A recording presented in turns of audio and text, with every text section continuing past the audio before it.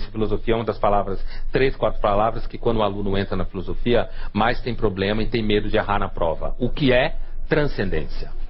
Né? Mas, tudo bem, transcendência, uma definição básica é o seguinte, é o que está fora do tempo e do espaço, ou seja, é o outro radical da condição humana. Deus é o super conceito para isso daí. Mas um processo de transcender-se, né, é um processo em que você se transforma em outro.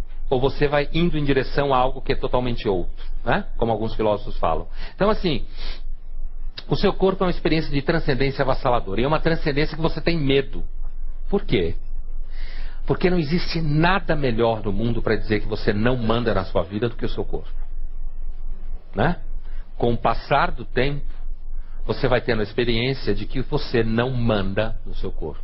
Ele vai criando vida. Só que é uma vida que você não gosta. Né?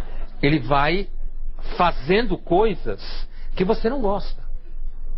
Ele vai emitindo sinais que rompe com seus acordos com o cotidiano.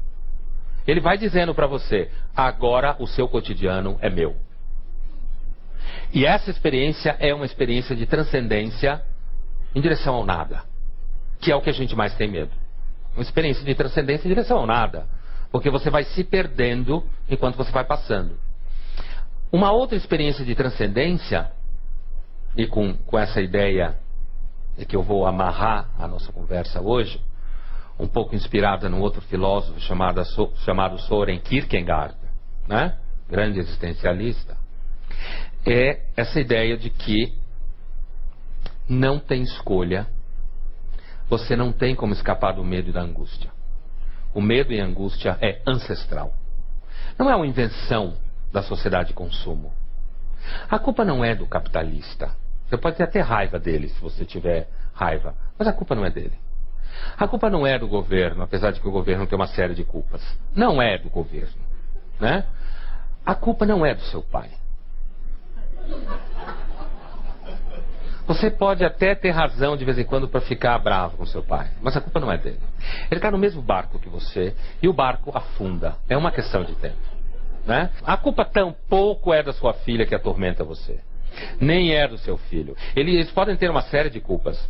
Não fazer nada que você pede e você tem que ficar ouvindo aquilo, sabendo onde vai dar, mas você tem que fingir que não sabe, para o moleque crescer, né? Mas a culpa não é dele. Ninguém tem culpa. Aí que tá. Ninguém tem culpa. Ninguém tem culpa. Algumas pessoas põem a culpa em Deus. Olha aí, né? Você quer chegar lá na frente de Deus, botar o dedo na cara dele e dizer: por que que você me fez assim?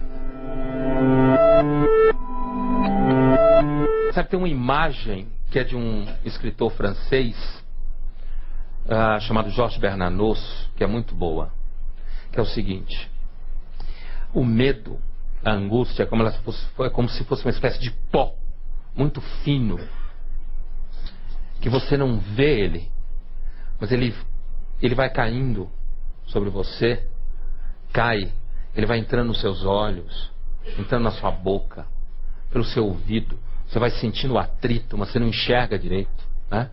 E você começa a se mexer porque você sente que tem alguma coisa caindo sobre você. E você acha que tem que se mexer muito para afastar aquilo. E você se mexe de um lado para o outro.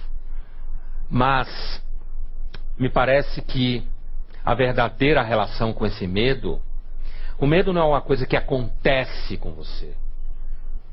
Não é alguma coisa que entra por uma brecha da sua alma. Ele sempre esteve ali. Ele, na realidade, é parte da sua alma. Porque a alma tem medo. Porque ela sabe mais do que deve, mas ela nunca vai conseguir saber tudo o que precisa.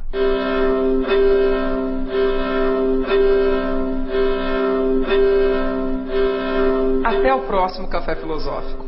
Para assistir as palestras na íntegra, acesse cpflcultura.com.br.